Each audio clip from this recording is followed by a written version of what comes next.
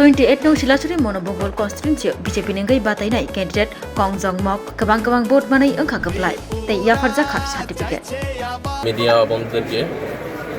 আমি প্রথমে একদম ধন্যবাদ জানাই আমার